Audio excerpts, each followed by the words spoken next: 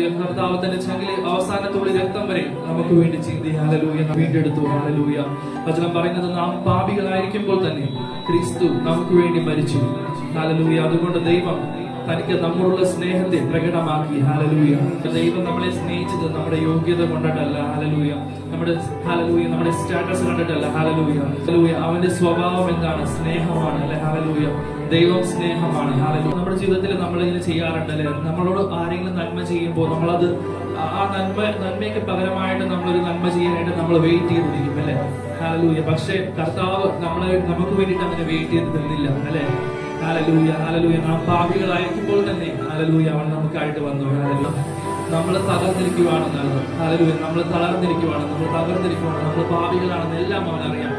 നമ്മുടെ അടുക്കിലേക്ക് അവൻ വന്നു. പൗലോസ് അപ്പോസ്തലനെ നമുക്കറിയാം അല്ലെ? ആദിമസഭയെ അത്യധികം ഉപദ്രവിച്ച ഒരു വ്യക്തിയാണ്. ഹല്ലേലൂയ. ഹല്ലേലൂയ. വിശ്വാസികളെല്ലാം അവൻ എന്തൊക്കെ ചെയ്തെന്ന് നമുക്കറിയാം അല്ലെ? പക്ഷേ അവനെ കർത്താവ് കണ്ടിരുന്നു അല്ലെ? ഹല്ലേലൂയ. ഹല്ലേലൂയ. അവൻ പാപിയായിരുന്നെങ്കിലും ഹല്ലേലൂയ അവനെ ട്രാൻസ്ഫോം ചെയ്യുന്ന ഹല്ലേലൂയ കർത്താവിന്റെ സ്നേഹം അവനിൽ വന്നു. ഹല്ലേലൂയ. ഇന്ന് പകലും കർത്താവേ ഹല്ലേലൂയ അവിടുത്തെ സ്നേഹത്താൽ ഞങ്ങളെ നിറയ്ക്കണ കർത്താവേ. ഹല്ലേലൂയ. കർത്താവ് നമ്മളെ സ്നേഹിക്കുന്നത് ഹല്ലേലൂയ നമ്മുടെ കഴിവിനാലോ നമ്മുടെ പ്രവൃത്തിയാലോ ഒന്നും കൊണ്ടല്ല. ഹല്ലേലൂയ.